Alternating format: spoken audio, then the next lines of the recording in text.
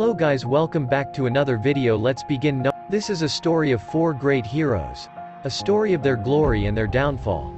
Naruto Uzumaki, Ichigo Kurosaki, Son Goku, Kakarot, and Monkey D. Luffy all will soon receive a notice saying they are needed at a marked location. This is the story that may change their view on their own lives and the lives of others. Naruto Uzumaki stood outside waiting on Hokage Tsunade to let him in. He stood patiently as he had been told he was assigned a mission to himself, without Sakura, Sai, Yamato, or Kakashi. The door finally opened and the voluptuous Hokage walks out with a scroll in her right hand. She looks up to Naruto and hesitantly hands him the scroll. Naruto. This is probably going to end up being a seriously dangerous mission. There isn't really any information about what your mission is, but there is a map of where you need to be. Tsunade turns away back to her office. It's a long way off the coast, Naruto. That means you'll have to move fast if you want to make it there on foot. Naruto looks to her and places a hand on her shoulder. I'll be fine, Grandma Tsunade. Naruto's hand slips from her shoulder as he turned away. Tsunade tried to turn fast enough to catch a glimpse, but he was already gone. Naruto took off toward the front gates of Konoha with a few supplies to last him for a few days. Inside of himself, he walks to the gate. Kurama, the 9-tailed demon fox, is held behind and unlocks the door. The fox slams its giant paw down in front of Naruto and his red eyes could be seen glaring down. On the outside, Naruto's body is suddenly engulfed by a bright yellow flame-like substance and Naruto dashes off, seemingly, at the speed of light. Ichigo Kurosaki wakes up in the morning to his father's regular shenanigans. He goes about getting dressed, brushing his teeth, and half-ass combing his hair. He goes downstairs to see his mother looking through some mail. It was a weekend, so it wouldn't have been unusual for Ichigo to have slept till late. She stops at a letter signed to Ichigo and begins toward him.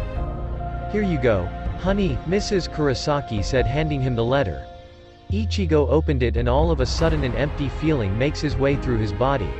He was leaving his body behind for some reason. He jumps back in and closes the letter. "Thanks Mom. I'll read it later," Ichigo yawned. "Where are you off to?" Ishin asked Ichigo. "To bed. I'm tired still." Ichigo walks past his father and back up to his room. Ichigo quickly jumps into his bed like he's going to sleep and then opens the letter. Again, removing his spirit from his body. Ichigo rises in his substitute Shinigami attire and looks at the letter. His chocolate eyes widen slightly and he takes off through the window. Ichigo jumps from building to building and then suddenly shunpos into nothing. Goku was just getting back from his last round from the store. His wife, Chi-Chi, was making his favorite meal for dinner and they were missing a few ingredients. Goku realized as he was flying home that he hadn't seen his master, Roshi, in a while, so he decided to drop by. What Goku wasn't expecting is someone had already dropped by, right into Kame House. Goku lands calmly just in case an enemy was there and had done some serious damage. He places the groceries down by a palm tree and tiptoes over to the window. He pokes his head up and sees a beaten, bruised, and just destroyed Yamcha. Goku then dashes through the front door, pulling it off the hinges, and rushes to Yamcha's aid. "Yamcha, can you hear me?" Goku asked, grabbing the back of Yamcha's head and his back. "Gee Goku." Yamcha coughs. "Here Riri." Yamcha's hand raised and then dropped as a piece of crumpled up paper hits the ground and rolls. Goku puts his friend's body down, no longer feeling his life's presence, and picks up the paper. He unfolds the paper only to show a map with "Be here" written in what looked to be blood. Goku grips the paper and takes off full speed to the sky, practically what was left of Kame House. Fortunately enough, Master Roshi was not there and was not injured. But Yamcha was dead, and Goku wanted redemption for his friend. Somewhere off on the seas, a ship with a Jolly Roger flag with a straw hat on the skull sails by. The smell of gourmet cooking lingered about the ship and the sight of a couple beautiful women in bikinis leaves the chef almost in tears. A swordsman and a cyborg make their way to the front deck and chill out. A small bipedal reindeer, a skeleton with an afro, and a muscular male with a long Pinocchio-like nose make their way with the others. Finally, the captain shows. He wears a straw hat and a large red coat and walks to the deck eerily. His hat lifts, revealing a wide smile, and then he completely lifts his head, showing the captain was none other than Monkey D. Luffy. Luffy jumps up and the crew continue to have a good time. As Luffy turns to speak to his chef, Sanji, a piece of paper caught in the ocean wind slaps itself onto Luffy's face. Luffy jumps back and the paper continues to fly off. It begins up high and then a hand reaches out of the mast. Several hands come out down the mast and they pass the paper back down to Luffy. "Thanks Robin," Luffy said, speaking to the older of the two women. Luffy opens it up and sees it as a map. "Ooh, Nami, Nami, Nami, Nami," Luffy yells out as he begins to dance around. The red-haired woman stands up and walks to Luffy. "What is it?" Nami asked, walking beside Luffy. "It's a treasure map." Luffy yells out in excitement, "It could lead to Gold D. Roger's treasure." "I don't know, Luffy. Doesn't it seem a little," Nami started. "You're my navigator. So I need you to get this ship to this spot," Luffy said, pointing to the X on the map. Luffy had to get Nami to do this considering he has no sense of direction at all. "Alright, Luffy, we'll get there," Nami said, throwing a towel around her waist. So now the four heroes are on their way to the mysterious location. Naruto for a mission, Ichigo for an unknown reason, Goku for revenge, and Luffy for curiosity. Little did they know, that their whole world very well could come crashing down on them. Chapter 2. Naruto arrives to a mysterious island out in the middle of nowhere. He looks around for any signs of life but doesn't see anything. Naruto steadily changes back to his normal form and walks around looking for anything that might hint life. "That's strange. This map says that I'm at the right place," Naruto said, now jumping from tree to tree. A small section of the atmosphere separates as Goku bolts through to this new planet. In order to get to this location, Goku had to fly through a wormhole and destroy several large meteorites. He reaches the open water of this new planet and the water blasts up as his ki had shot up dramatically since he was so angry. Goku flies toward the mysterious island, leaving a long trail of raised water and waves behind him. Goku makes it to land and senses a strong power level, nothing like he had ever felt before. It was like a massive power level with another, just as strong, power level inside of it. Goku instantly assumes this is the enemy and bolts towards the power level. Naruto continues searching for answers himself. Kurama wakes up in Naruto with a terrified look on his fox face. "Naruto."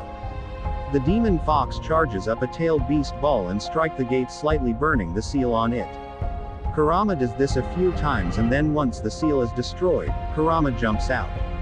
Naruto's body lights up in Biju mode and then Naruto's eyes widen to what he was now sensing.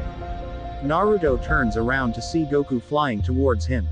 Goku throws his fist to Naruto and Naruto grabs his fist, easily tossing the Saiyan away from him.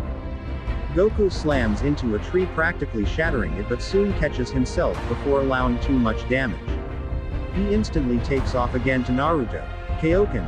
Goku starts as the aura around his body turns red, ×3. Goku shoots off in an attempt to hit Naruto, but one of Naruto's demon chakra arms, once again, grabs Goku and then slams him into the ground, creating a massive crater below them and uprooting several trees.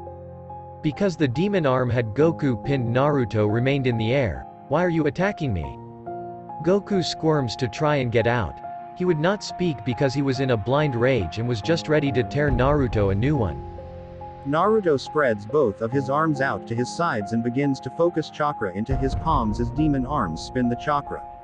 Spiraling blue orbs are created in his hands and Naruto says, "This is the last time I'm asking you. Why are you attacking me?" Goku squirms still. Naruto shakes his head and then bolts down toward Goku, retracting the demon arm holding Goku down. "Rasengan," Naruto begins to say before a blade runs down the length of his back. A tall figure in a black cloak lands on the ground with a large cleaver-type weapon. Blood spews from Naruto's back and his demon cloak fades away and he falls to the ground. Goku regains control and looks over to the man. "Who are you?" The male's head lifts and turns, revealing a white and red mask on his face. "I am Ichigo Kurosaki." Ichigo places his sword in the holder on his back and walks towards Naruto. He pulls the mask up as it disappears in crimson flames. Goku looks down to Naruto. "I don't get it. He's got 2 power levels." Ichigo looked over to Goku in shock and then he looks back down to see Naruto was not there anymore. Ichigo and Goku both look up and try to find where Naruto could have gone. Naruto jumps from the ground, uppercutting both of the fighters in the chin, seemingly unharmed. The two catch themselves in mid-flight only to have several copies of the Biju mode Naruto swarm around them. Ichigo grabs his sword, pulling it out as fast as he possibly could. Bankai. A crimson energy bursts from his sword, completely covering it and morphing into a new weapon. The hilt now looked similar to that of the Nazi symbol. The blade stretched out as a thin, pitch-black katana. Goku looks around and begins to charge up a yellow aura around himself. Upon him doing this, his hair spikes up in a more organized manner than before and were golden. Goku had turned into his Super Saiyan 1 form and was prepared to fight all the Naruto clones. Goku and Ichigo both dash off, slashing at the several Naruto clones, taking several out with as little as a single blast or slice. Meanwhile, while those three tear each other apart, Luffy's ship finally arrives within a few hundred feet of the island. Usopp climbs up to the top of the mainsail mast with a telescope and notices the destructive battle. Luffy. There seems to be a whole lot of people on the island fighting. Usopp assumed just from what he knew. They must be after the treasure too. Luffy said. He looks up to two of sail posts and throws both of his arms at them, stretching them and grabbing the posts. Luffy steps back to the far edge of the boat, standing up on the guard rail.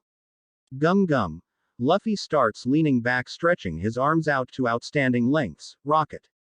Luffy lifts his feet from where he was bouncing out like a rubber band and flinging himself right into the battle. What are we going to do with him? Zoro asks. Beats me, Chopper playfully replied. Ichigo swings his sword as a crimson energy radiating from his sword, and the blast from the swing destroys everything within about 100 feet. Goku turns, sensing Luffy's power level soaring towards them at unreal speeds. Goku ducks down as Luffy turns to push his feet out in front of him, drop-kicking Ichigo in the face. The impact sends Ichigo and Luffy to the ground and destroys the ground to a small crater. Goku and Naruto look down to the crater in shock when suddenly a steady clap was heard on the ground. A medium-sized male of slightly above average height is seen in the clearing smoke. The male had grabbed Ichigo's head with one hand, stopping him from hitting the ground, and Luffy gets back to his feet now with a serious look on his face. The man's long brown hair reached the floor with a single strand in the front waving in the wind. He looks up with deep violet eyes and a distasteful smile creeps across his face. So, Ichigo, Luffy. The man's voice was deep and evil. Goku, Naruto. I see you made it to the party. Ichigo's eyes widen as the man spoke. He tries to squirm but can't move his body for some reason. Aizn? Ichigo muttered in terror.